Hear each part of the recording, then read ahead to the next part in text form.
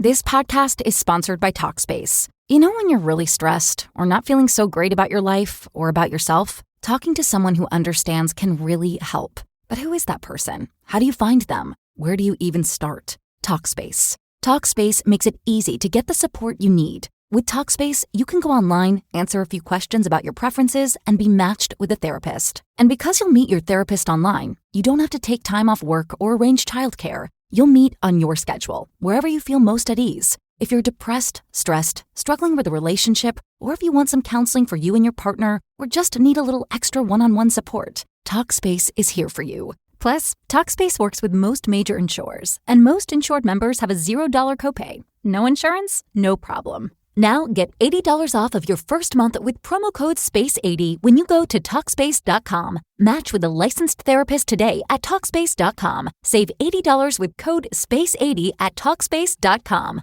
In what looked like damage control, the U.S. Press Secretary, Karoline Leavitt, on Wednesday held a press conference at the White House, trying to clarify the statements her principal, President Donald Trump, made in the previous day that the United States will take over the ownership of the land and rebuild Gaza Strip for people all over the world to settle as economic center, with the press secretary making apparent contradicting statements that Donald Trump only meant that Palestinians in Gaza would be transferred temporarily to Egypt, Jordan and other neighboring countries of humanitarian hearts to enable the U.S. rebuild the city before the return of the Palestinian citizens, adding, the U.S. will not pay for the rebuilding of the city in the Middle East that have been in conflict with Israel for decades. According to the White House press secretary, Karoline Leavitt, President Donald Trump has not committed to putting boots on the ground in Gaza, and that the U.S. would not pay to rebuild it.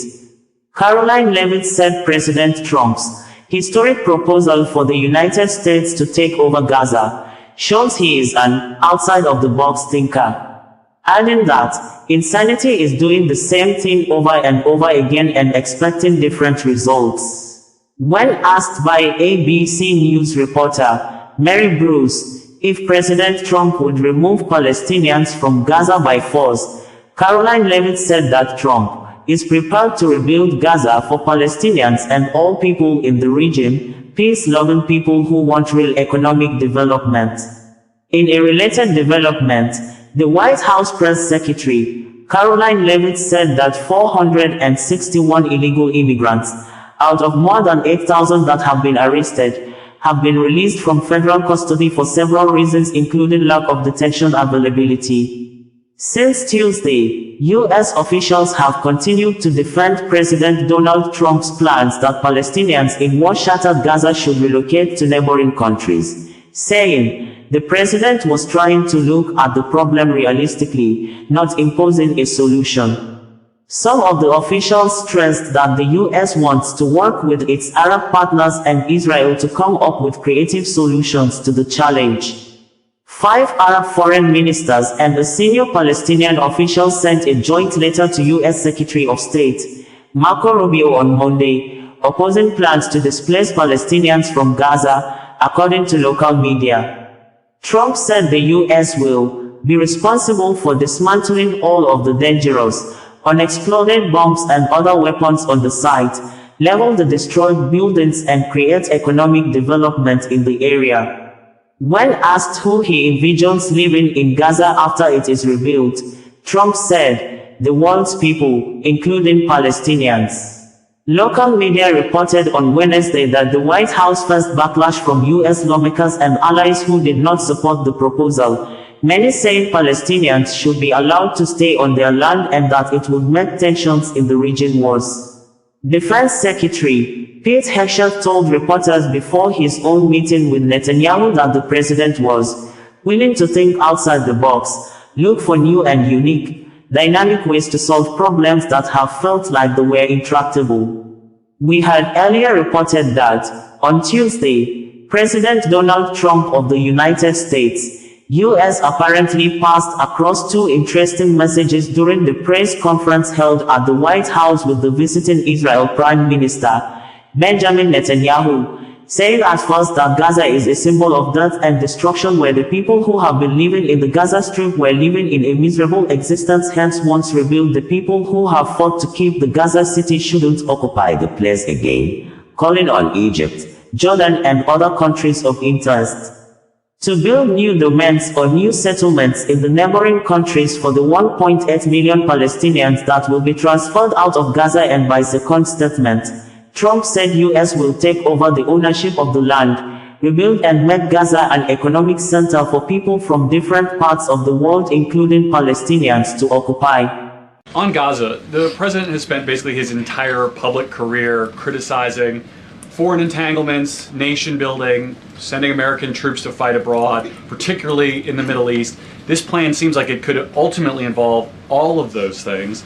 Can you explain this reversal and how building and owning Gaza squares with America First foreign policy? I would reject the premise of your question that this forces the United States to be entangled in conflicts abroad. The president has not committed to putting boots on the ground in Gaza. He has also said that the United States is not going to pay for the rebuilding of Gaza. His administration is going to work with our partners in the region to reconstruct this region. And let me just take a step back here, because this is an out-of-the-box idea. That's who President Trump is. That's why the American people elected him. And his goal is lasting peace in the Middle East for all people in the region. And as I said in my opening remarks, we've had the same people pushing the same solutions to this problem for decades. And it's been made very clear to the president that the United States needs to be involved in this rebuilding effort to ensure stability in the region for all people. But that does not mean boots on the ground in Gaza. It does not mean American taxpayers will be funding this effort. It means Donald Trump, who is the best deal maker on the planet, is going to strike a deal with our partners in the region. He did not rule out American troops in Gaza last night. Are you doing that now? I am saying that the president has not committed to that just yet. He has not made that commitment, and you know that. And on the foreign partners, the Jordanians, the Egyptians, the Saudis have already panned this plan. What foreign partners, if any, have expressed any interest in being part of it? Well, the president has said he's been socialing this idea for quite some time. He's been thinking about this. He said in his remarks last night, this was not a decision or an announcement that he takes lightly. And the president has already spoken to the President al-Sisi. In fact, that was his first foreign leader call. He's meeting with the King of Jordan, King Abdullah, next week. He spoke with the King of Bahrain. He spoke with the Crown Prince of Saudi Arabia. And he has made it very clear, he's been very vocal, that he expects our partners in the region, particularly Egypt and Jordan, to accept Palestinian refugees temporarily so that we can rebuild their home. I'd like to show you some images of Gaza that were taken. Fox News aired this. I mean, that is, as they put it, in an apocalyptic scene in Gaza. This is an uninhabitable place for human beings. Do you really think that families can live their dream in a region that looks like this, with no running water, no electricity? And the special envoy to the president, Steve Witkoff, recently traveled to Gaza, as you all know. And he came back with images that he showed the president of the dire situation here. And the president made this decision with a humanitarian heart for all people in the region.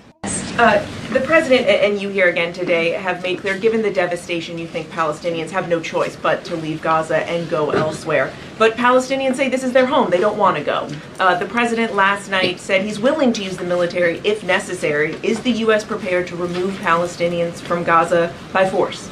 The president is prepared to rebuild Gaza for Palestinians and all people in the region, peace-loving people who want real economic development and opportunity in the region. This is a region that has been controlled by Iranian-backed terrorists, Hamas, who have brutalized not just Israelis but Palestinians too. It is because of Hamas that you see those images on that screen, that Gaza has become a demolition site, because Hamas launched that brutal attack on Israel on October the 7th. And so again, I would stress, President Trump wants to ensure that this can be a place where all people can live in peace. He is a peacemaker in chief. He made that very clear in his first term. And as for how that will be accomplished, the president and his team are talking with our allies in the region to consider next steps. But should the American people be prepared to see U.S. military on the ground fighting a ground war against Hamas? Again, the president has not committed to U.S. troops in the region. But it is an option. I have said that the president has not committed to that yet.